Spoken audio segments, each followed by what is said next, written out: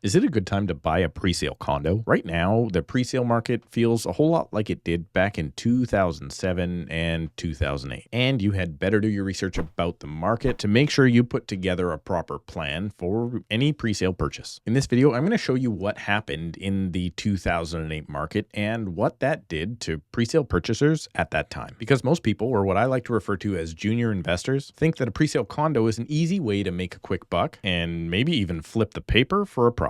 And well, I think those people in today's market are about to get hurt. And I'm going to tell you all about that right after I ask you to please subscribe to the channel in order to stay up to date on Surrey, BC, and Canadian real estate. And also, before we begin, I would really appreciate it if you could click the like button for the YouTube algorithm, because that is the best way you can help me get this information out to more people and therefore help grow the channel. So for that, I would be forever grateful. And I think it would be absolutely awesome if you could help me get this video 100 likes. So thanks so much for that. And now on to the video. Okay, so to learn about what you can do today to hopefully avoid complete financial ruin when investing in the real estate market, let's travel way back in time to the year 2008. This was the year that the US subprime mortgage bubble burst, causing house prices in the States to collapse by as much as 50%. Well, luckily, we live in Canada and our banking system is a whole lot more secure with more checks and balances. But compared to today, back then, lending was pretty fast and loose. But it was not as bad as in the States when basically everybody and their dog could get a mortgage. That's right, back then, you didn't even need to prove that you were a real human being to get a mortgage. And that had widespread rumors that people were actually buying properties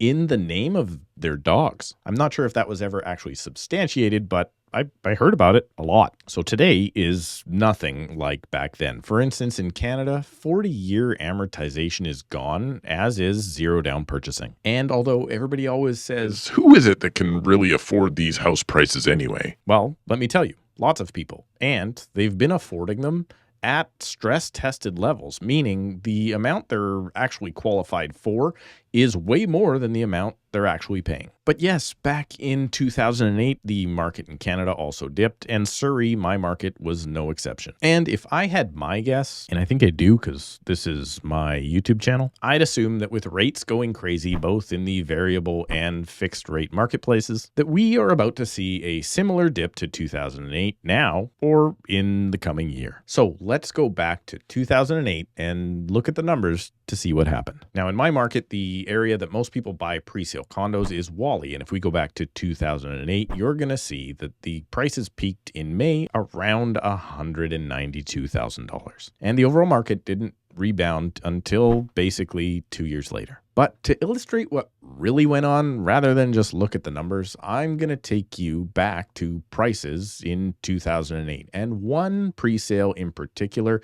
that was very popular at the time, and that was the building called City Point. And for actual numbers, I went back in time and found a unit that was pre-sold in 2008 for $239,900, and that same sale completed in May of 2010. So now after I add GST on top of that, I'm going to assume that that owner at that time was into that property for about $251,000, not including transfer taxes because we don't know if they were applicable to that owner. And well, after that unit completed, no sales happened in the entire building until December 12th of that same year. And when that sale did happen, it was for $190,000, meaning that the sellers of these investment properties lost basically 25% in less than 6 months. In fact, except for one single outlying sale, units didn't start selling in that building again for over $250,000 until the year 2016. So in that case, anyone that bought a pre-sale back in 2008 in City Point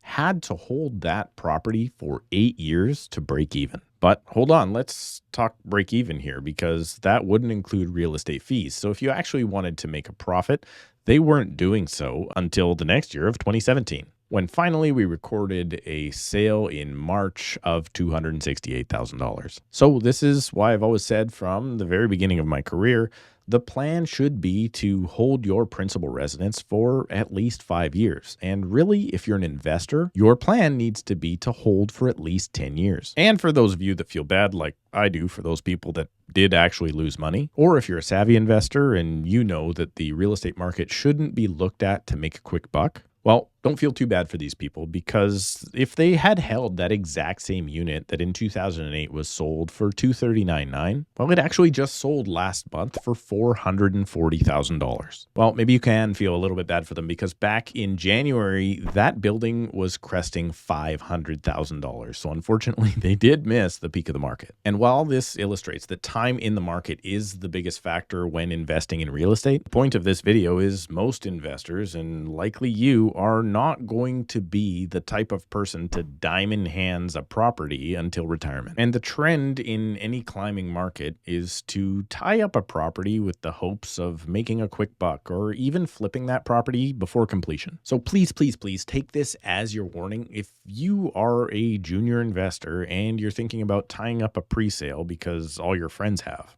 do not, under any circumstances, purchase a pre-sale property in this market right now with the intent of flipping it or making a quick buck. Because if you don't have a 10-year plan in mind, you could end up in a situation right now that looks a whole lot like 2007 and 2008. And remember, you're not going to complete until a couple years from now, at best. And if you're not going to listen to me anyway, and you're still going to go out and buy a property, please just check out this video first that I did all about the tax implications in the event that you are a savvy investor and you do make a profit, even though I don't think you're gonna. Because if you do make a profit, remember, the government is going to get their fair share. Thanks for watching. I look forward to seeing you on the Tom Story Show this Sunday when a new episode comes out, and it's also now available on podcast apps everywhere. Please subscribe. Help me get this information out to more people by getting us 100 likes on this video, and we'll see you in a couple of days.